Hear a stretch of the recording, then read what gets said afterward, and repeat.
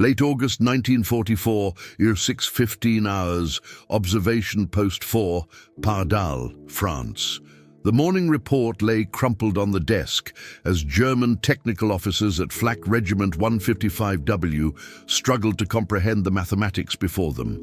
The interception rates violated every principle of ballistic probability taught at Luftwaffe technical academies across the Reich. 82% destroyed. This cannot be accurate.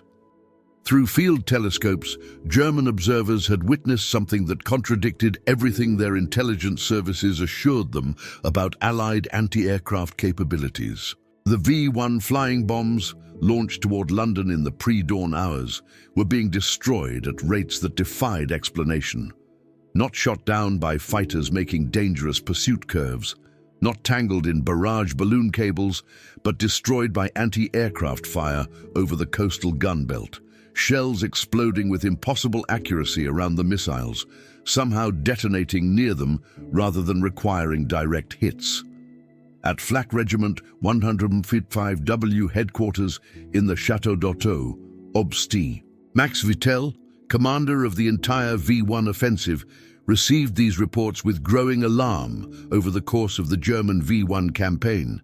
The proportion of flying bombs destroyed by the coastal gun belt had risen from 17% in June to 74% by late August, reaching 82% during one extraordinary day in that final week of August 1944, marking the beginning of the most profound technological shock the Wehrmacht's weapon scientists would experience in the war.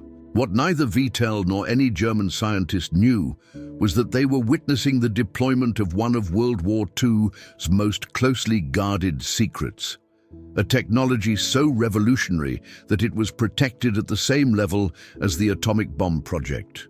The proximity fuse, or VT, variable time fuse as the Allies coded it, was systematically destroying Hitler's terror weapon with a precision that German physics said shouldn't exist. The story began 10 weeks earlier, on June 13, 1944, exactly 1 week after D-Day. In response to the Allied invasion of Normandy, Hitler had unleashed his long-promised Vergeltungswaffe, vengeance weapon, against London.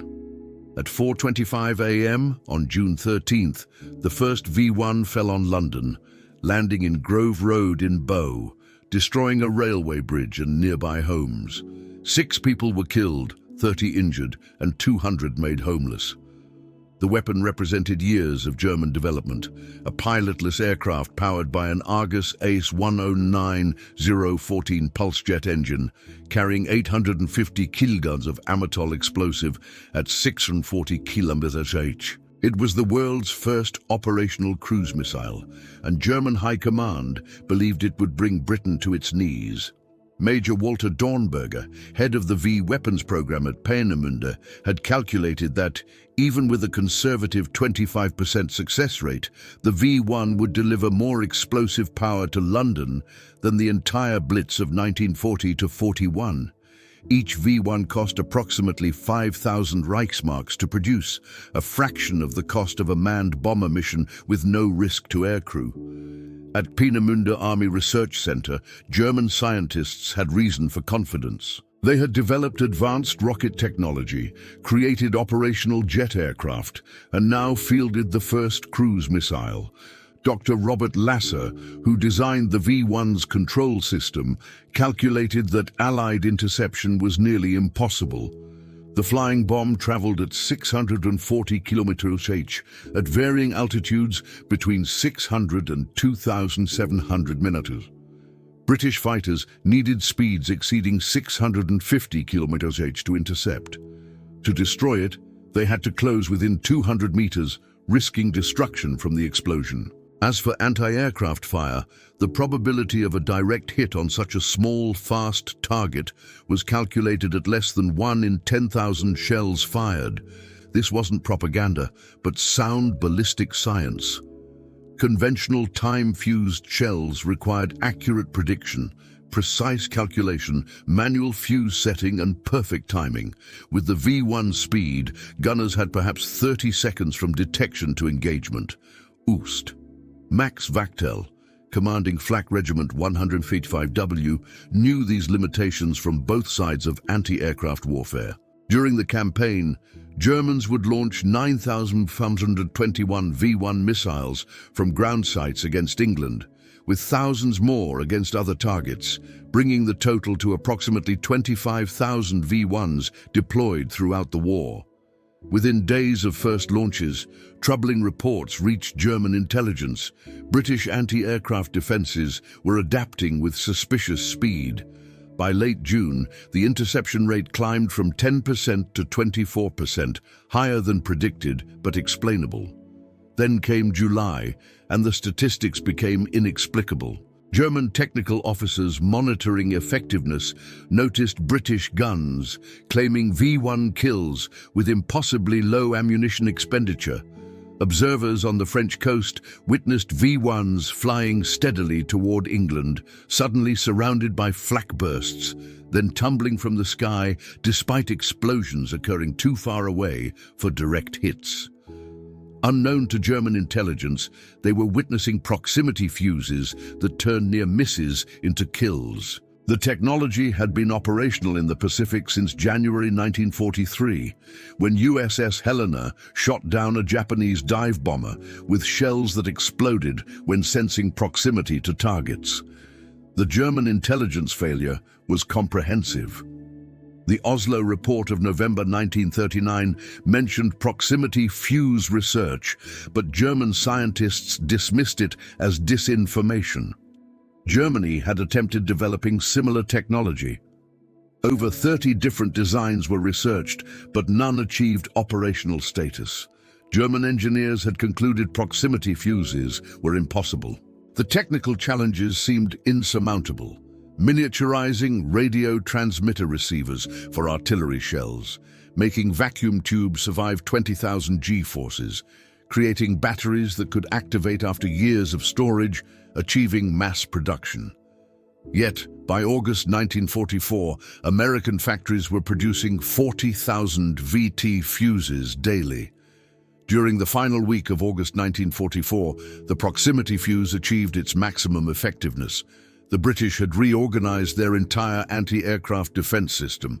Guns employed American SCR-584 radar for automatic tracking. More crucially, they fired shells equipped with VT fuses, modified specifically for V-1 threats. The Royal Artillery and RAF Regiment had redeployed from North Downs positions to the south coast, creating a concentrated gun belt. This coastal positioning ensured any dud shells fell into the sea, preventing German capture.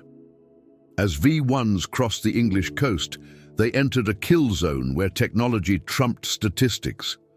The SCR-584 radar automatically locked onto targets, calculated trajectories, and fed firing solutions to guns. The proximity fuse contained miniature radio transmitters built with tubes developed by Sylvania Electric and Western Electric. When reflected signals indicated proximity, Theratron switches triggered detonators, sending steel fragments through V-1 hulls. On the peak day in late August, coastal guns destroyed 82% of incoming V-1s, a rate German engineers deemed physically impossible. Reports of 82% interception created crisis meetings at German headquarters. VTL suspected sabotage. Emergency inspections found nothing wrong with missiles. Test firings over German territory showed normal performance. The problem manifested only against British defences. German experts concluded the British had developed revolutionary anti-aircraft systems, but couldn't determine specifics without captured examples. They tried varying tactics, different altitudes, larger salvos, night launches, weather exploitation. Nothing worked. The kill rate remained devastating. At Peenemünde, scientists faced an uncomfortable conclusion. If Allies had developed proximity fuses, they had achieved what Germany thought impossible. German efforts to uncover the secret intensified, but failed completely. The proximity fuse's security was nearly perfect. Production was compartmentalized across 110 factories. Workers knew only their specific tasks. Even the name variable time was deliberately misleading, suggesting conventional timed fuse rather than proximity sensors.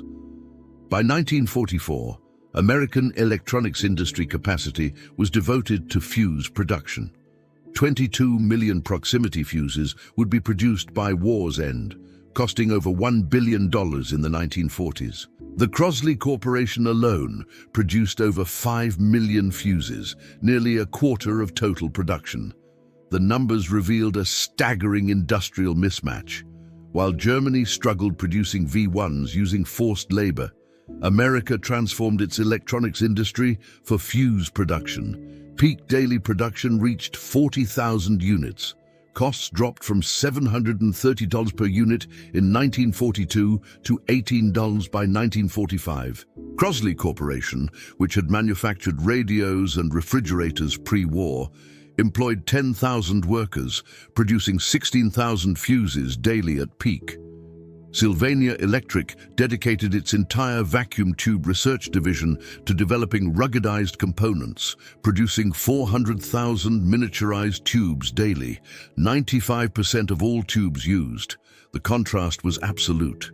Germany handcrafted weapons in limited numbers. America mass-produced revolutionary technology at unprecedented scale. Monthly American proximity fuse production exceeded total German V-1 production for the entire war.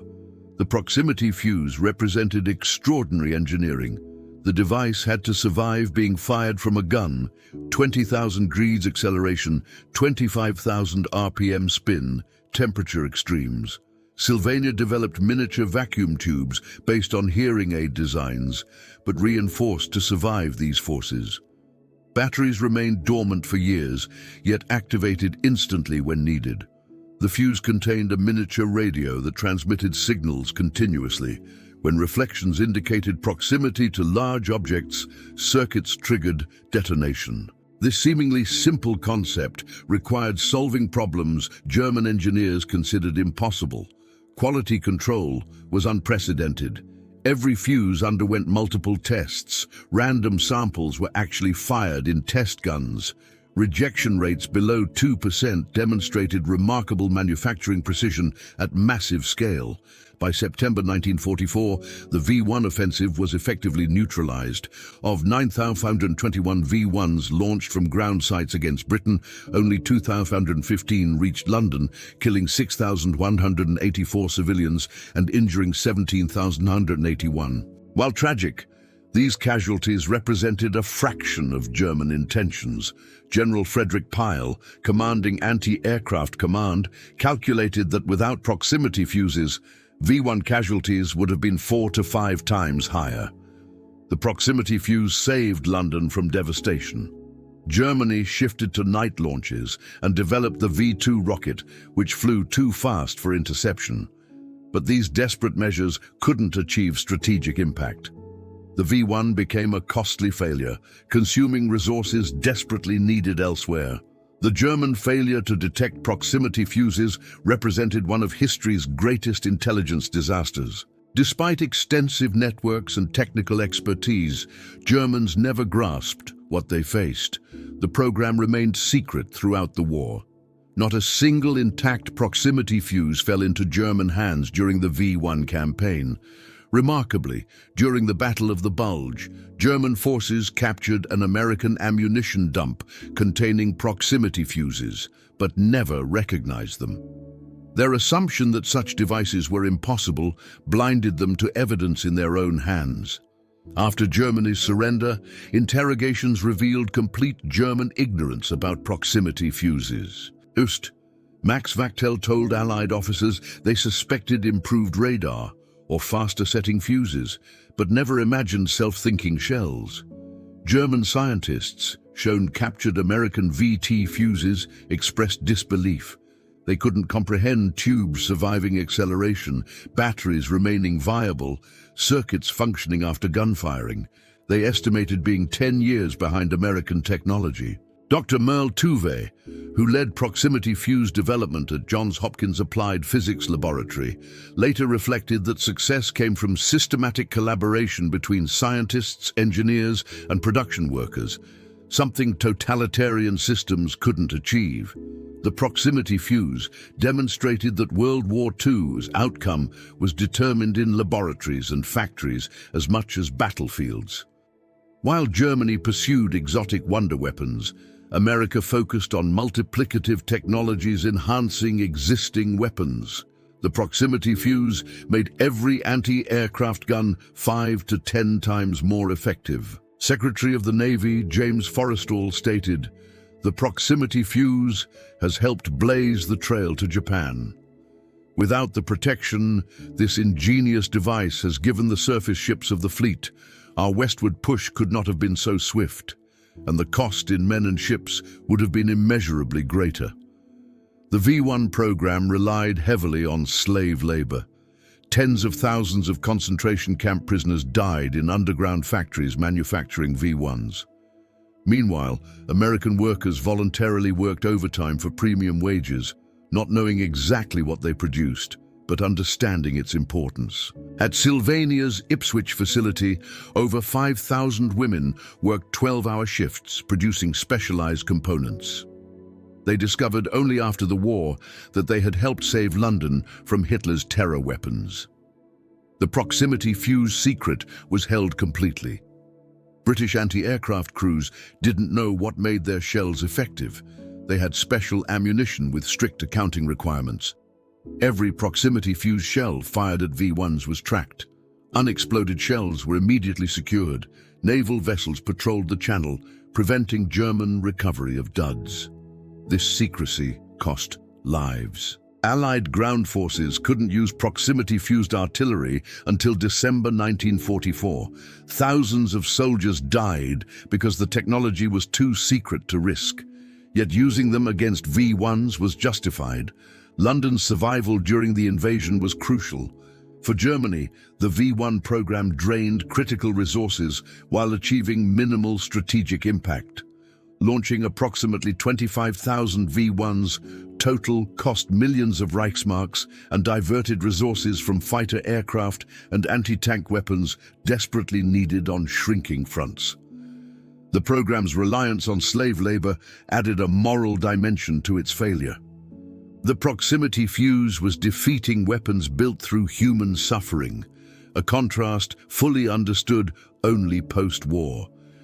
The proximity fuse represented warfare's transformation, victory through engineering and production rather than individual weapon superiority. It proved modern warfare was a contest of industrial systems, not just military forces. Before saving Pacific Fleet ships and enabling Japan's defeat, the proximity fuse saved London. Germans watching V-1s fall never understood why. The technology that defeated them was inconceivable within their scientific framework. The transformation was dramatic. Before proximity fuses, destroying a V-1 required an average of 2,500 heavy anti-aircraft shells. With proximity fuses, this dropped to 100 shells. The gun belt's interception rate rose from 17% to 82% in 10 weeks. This wasn't achieved through courage or training, but through mass production of advanced technology on a scale Germany couldn't match or comprehend. America had mobilized its entire electronics industry, employed over 80,000 workers, and invested over $1 billion to produce 22 million fuses. The proximity fuse was declassified in September 1945. The War Department announcement began, "One of the most important weapons developed during the war, surpassed in effectiveness only by the atomic bomb." For German scientists who had puzzled over V-1 failures, revelation brought understanding and humiliation. They had been defeated not by strategy or courage, but by industrial capacity they hadn't imagined possible. Post-war interviews revealed German shock. They had believed their V-1 represented weapons technology's pinnacle. Learning it was defeated by mass-produced electronics costing less than $20 each was devastating. They had lost not to warriors, but to assembly lines. The proximity fuse technology evolved into modern air defense systems, radar altimeters, and electronic warfare capabilities. For Germany's former weapons scientists, it remained a permanent reminder of their wartime blindness. The proximity fuse proved that in modern warfare, mass-producing good technology matters more than crafting perfect weapons. Germany produced brilliant individual weapons. America produced effective weapons by the millions. On that remarkable day in late August 1944, when proximity fuses destroyed 82% of German V-1s, the nature of warfare changed forever. The Germans launching their vengeance weapons never knew what invisible technology was defeating them. They had done everything right by their understanding, developed advanced weapons, trained elite crews, and achieved breakthroughs. Yet they were defeated by mass-produced electronics they couldn't imagine. The proximity fuse saved London through thousands of small explosions, each guided by technology German science deemed impossible. It was industrial democracy's triumph over totalitarian engineering, mass production over crafted perfection, multiplied simple solutions over complex wonder weapons. The Germans never discovered what hit their V-1s as they fell burning from the sky, defeated by a secret they couldn't conceive and an industrial might they couldn't match. The proximity fuse had turned Hitler's vengeance weapon into London's salvation, and the Germans never understood how or why until long after it mattered. In the end, America's greatest victory wasn't on battlefields, but in factories where millions of workers, many of them women who didn't know what they were making, produced the tiny electronic devices that saved a city and transformed warfare forever. The 82% interception rate, achieved in late August 1944, stood as proof that in modern war, industrial capacity could defeat any wonder weapon, no matter how ingenious. The proximity fuse was more than a weapon. It was evidence that democracy's ability to mobilize science and industry could overcome tyranny's forced brilliance. And the Germans, watching their perfect weapons fall from the sky, never knew why they had already lost a war their leaders insisted they were winning.